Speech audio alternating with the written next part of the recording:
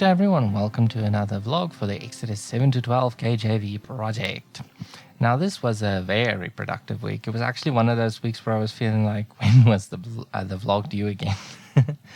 Anyway, so this week I got to finish the Israelites, making them single pieces, posing them and placing them actually into the scene.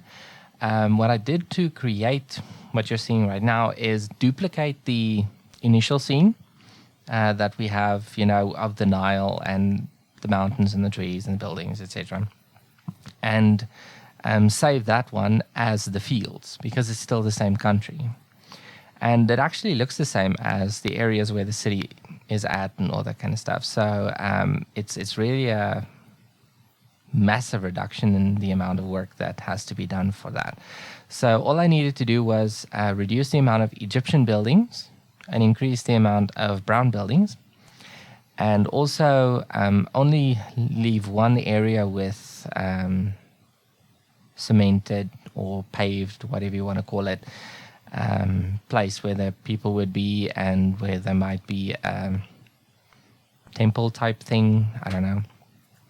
So in this frame, you can see that I still have the old buildings added to this particular area next to the Nile, and I switched the buildings in this one, and you can see the Israelites in between the people. This little frame you're seeing right here is because of the shape of the leaf. I showed you many vlogs ago that the leaves are textures on transparent planes. You can see some Israelites. This is before they got posed. Some of them are posed. I mean, you can see the walking stick over here. Some of the children also standing in that make human pose. I did add some Egyptians in between because I suspect, I can't say this for sure, but I think that the Egyptians also had other slaves, not just Israelite slaves. But I don't know. It's just my suspicion based on the kind of outfits I've seen. So that is cute. Now remember, the particle system and Blender's compositing system and all that kind of stuff, they're not perfect. I mean, look over here where the edge line gets cut off by the faces of the planes. Over here, you can only see half the character, and some of the arm has edge lines and all that kind of stuff. But you're not going to see those little differences when your scene is this big. The only place where you might notice it is over here when there's like this big gap in the ambient occlusion. But anyway, that's cool. I'm very satisfied with this. What I did though is I did have to make a lot of changes to this area specifically over here because that is where the wheat fields are.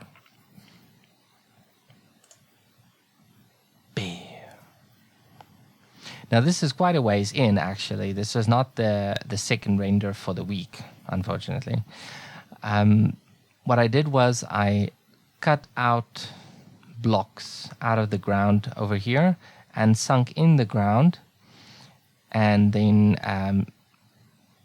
extrude these and make them beveled. Because wheat is not like a boxy type thing, it's very rounded, as you can see here on the edge. So it's not supposed to be a close-up method. This would only be used to establish location and reduce the amount of effort This is only to establish location and reduce the amount of effort the computer has to put in to render it. Good grief. That's difficult to say. The only thing I had to fix were these buildings that kind of pushed into the field over here. And these are some of the shepherds over there. Now this is just an idea of scale. I wanted to see how big the people were in relation to the field blocks. They have to be a certain scale. In a lot of the hieroglyphics I saw, especially reeds and those sorts of things, were extremely high. I saw a few hieroglyphics in research that were only about waist height. So I really want to just bring this down a little bit more, just so we have a little bit more accuracy. But I also really like the fact that they're high, because you also get blocks that are like 7 feet high. But from, like I said, the hieroglyphics, they're only about waist height in Egypt, at least at the time the hieroglyphics were made, or for the time the hieroglyphics were made, those specific ones. Now, this was after I struggled with the Israelites. Because of this bending over here next to the fields, the Israelites were kind of like stuck in the ground at weird orientations. So the only way to fix that was to either separate these inner areas, or to just tick use modifier stack in the particle system. It's like one of the first tick boxes you get in your particle system at the top. And that solved the problem. But just like with the Egyptians in the beginning, we still have some people stuck in the ground. But there's nothing I can do to fix that except to place them manually, and my computer is not going to be able to deal with that. So they're just going to have to stay stuck in the ground. It's just one of those things. Something I can place manually would be like the oxen being used to plow over here, some carts hauling away wheat, that sort of thing that I can do manually. Also, the servants getting water from the Nile using something called it's called a shaduf. Pardon my pronunciation if it's not correct, but it's just like a counterweighted way to get water out of the Nile up the embankment and into a well at the top that they can use to then irrigate the fields. I wonder if they also water the animals that way. I don't know. Anyway, now another thing for this week was getting the fields to look like they were being blown in the wind, creating those waves over the surface. So this was the, well, at least labeled as the first render. As you can see, it did not move nearly as much as I needed it to. So this was obviously not the greatest success, and this was also before I beveled the edges. You can see how hard it is over here.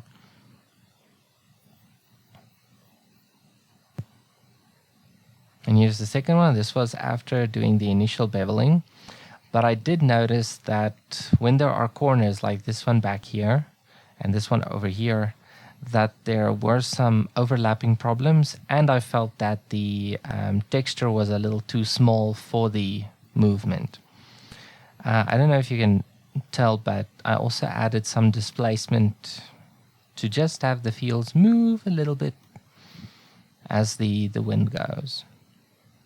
But this was one of the renders I was quite happy with, but I had to get rid of the palm trees to get it to render fast enough to be practical. And this is exactly what I meant with the overlap of the shape. So for the next few renders, I really focused on fixing this because I was overall happy with the waves going through the fields. I think in this one, I just forgot to enlarge this texture. But yeah, I was really happy with this. I also added the palm trees back because I increased the amount of wind so that everything matches up. As you can see, still a bit of an issue, but it wasn't an issue in the 3D viewport. So yeah, still trying to get to the bottom of a solution here.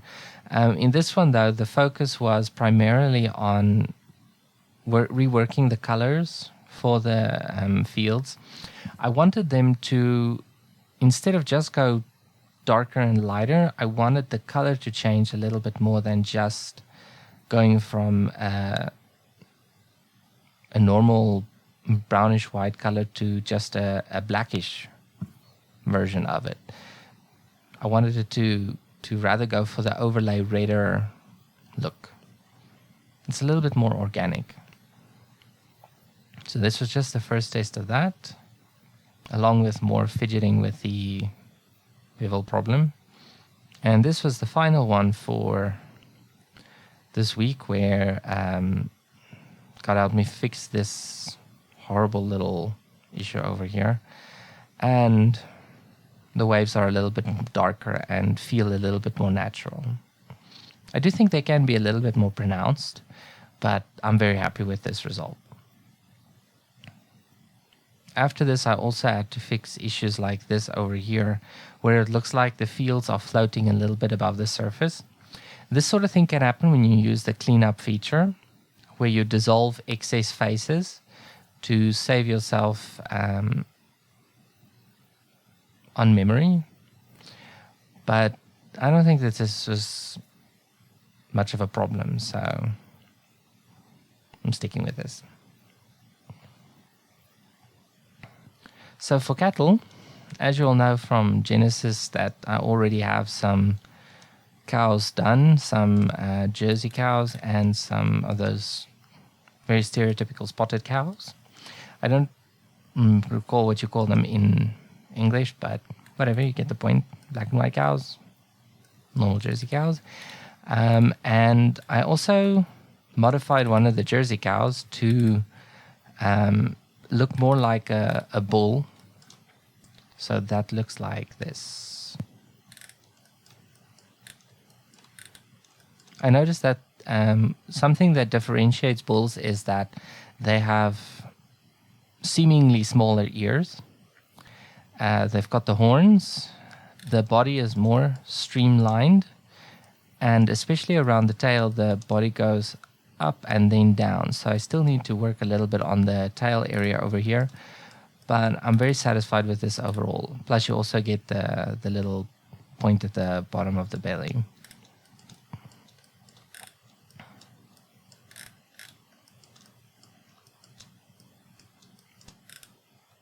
Oh, and the thighs are not as pointy.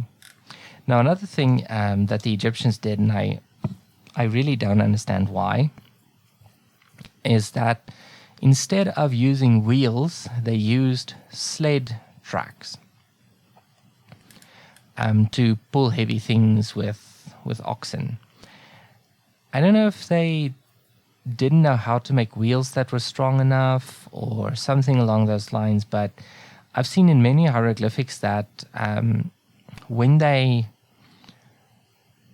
took someone away to go get buried or something, they would even put a boat on a kind of sled thing and put the coffin on top of that, and then they would take the whole thing down to the river, and then they would put the boat in there, and they would take him wherever they would to get buried.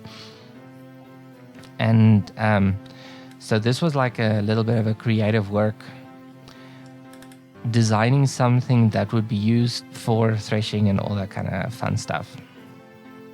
So this was definitely an exercise. So that's it for this week. I hope you guys enjoyed this vlog. Have a great one and God bless you.